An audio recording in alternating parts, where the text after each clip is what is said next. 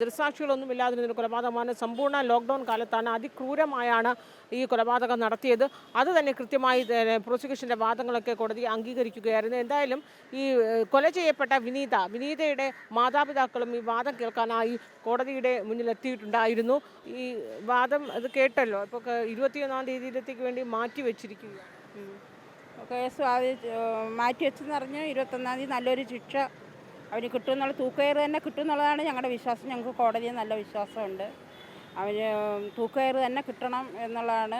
അതിനുള്ള എല്ലാം വക്കീൽ സാറിന് കോടതിയെ ബോധ്യപ്പെടുത്താനുള്ള സാഹചര്യം ഒത്തിട്ടുണ്ട്. കോടതിക്ക് ബോധ്യമായിട്ടുണ്ടെന്നുള്ള ഇന്നത്തെ വാദം കൂടെ കഴിഞ്ഞപ്പോൾ മനസ്സിലാക്കാൻ സാധിക്കുന്നത്. അത് 21-ാം തീയതി നമുക്കറിയാം എന്താണെന്നുള്ളത്. തീർച്ചയായിട്ടും അതിനൊരു തൂക്കയറ് തന്നെ കിട്ടും എന്നുള്ളൊരു പ്രതീക്ഷയുണ്ട്. അല്ലാതെ അവന് ജീവപര്യന്തം കൊടുത്തു കഴിഞ്ഞാൽ അവന് അടുത്ത പരോളിന് അപേക്ഷിക്കും. പരോളിന് ഇറങ്ങിക്കഴിഞ്ഞാൽ അടുത്ത ഇനിയും പെൺകുട്ടികളുടെ കഴുത്തിനെ അറക്കാനും മാല മോഷ്ടിക്കാനും അവനെ ഇറങ്ങും. എന്നുവെച്ചാൽ അവൻ കൊല ചെയ്ത് തമിഴ്നാട്ടിൽ 3 കൊല ചെയ്തിട്ട് 4ാമത്തെ കൊലയാണ് നമ്മൾ അറിഞ്ഞുള്ള കൊല.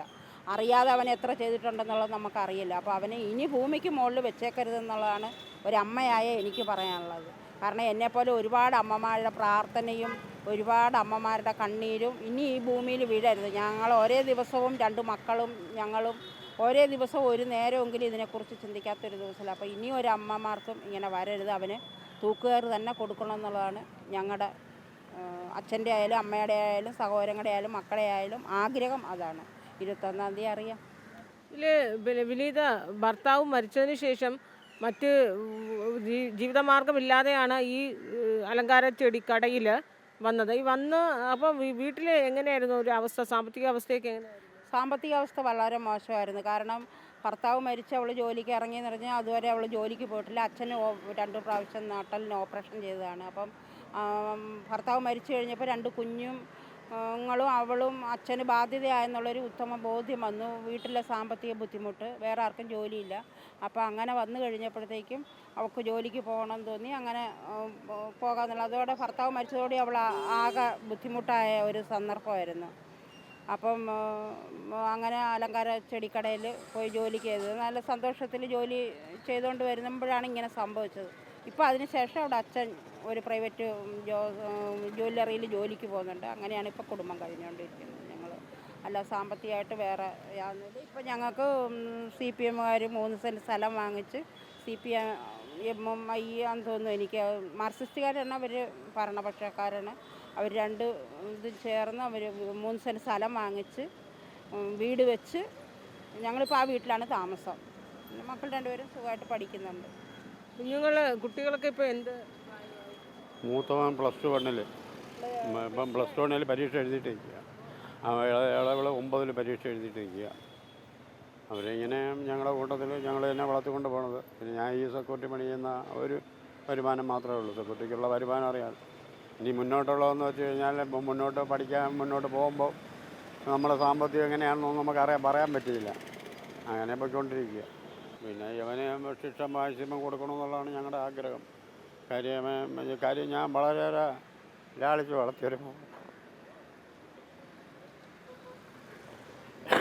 ഇന്നും മനസ്സിലെ സങ്കടം മാറിയിട്ടില്ല. വർഷം അതുകൊണ്ട് ഇവനെ കൊന്ന് കുഴിച്ചു മുടണം എന്നുള്ളതാണ് എൻ്റെ ആഗ്രഹം. അപ്പം അങ്ങ് തീരുമല്ലോ. ഇവ ഇനി ആരെയും കൊല്ലിയില്ലല്ലോ. ഇവ ഇനി മാക്സിമം ഇറങ്ങിക്കഴിഞ്ഞാൽ ഇതേപോലെ അച്ഛനും അമ്മയുടെ സങ്കടം കാണേണ്ടി വരും. അപ്പോൾ അതില്ലാതെ വരാൻ വേണ്ടി ഇവന് മാക്സിമം ശിക്ഷ കൊടുക്കണമെന്നുള്ളതാണ് നമ്മുടെ ആഗ്രഹം. പിന്നെ വക്കീൽ സാറ് മാക്സിമം സാറ് രാത്രിയും പകലും ഒന്നുമില്ലാതെ ഞങ്ങൾക്ക് വേണ്ടി കഷ്ടപ്പെട്ടുകൊണ്ടിരിക്കുകയാണ്.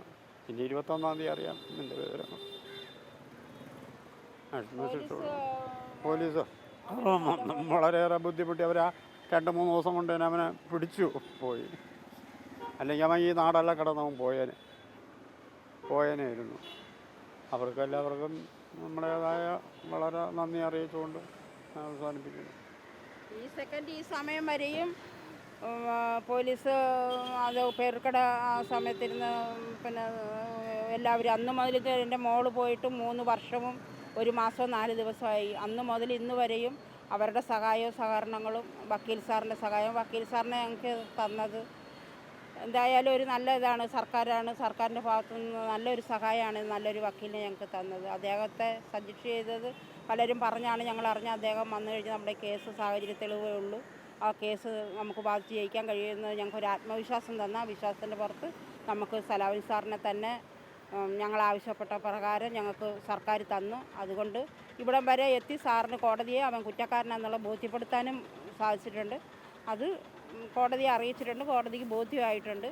ഇനി വിധി എന്താണെന്നുള്ളത് കോടതിയിൽ നിന്ന് വരുമ്പോൾ മാത്രമേ നമുക്കറിയാവുള്ളൂ. ഇനി അവനെ ഭൂമിക്ക് മുകളിൽ വെച്ചേക്കരുതെന്നുള്ളൊരു അമ്മയായ എൻ്റെ ആഗ്രഹം. ഒരുപാട് അമ്മമാരുടെയും കണ്ണീര് ഇനി ഭൂമിയിൽ വീഴാൻ ഇതാകരുത്. ആത്മാർത്ഥതയോടെ വന്ന് എല്ലാവരും സാക്ഷി പറഞ്ഞിട്ടുണ്ട്.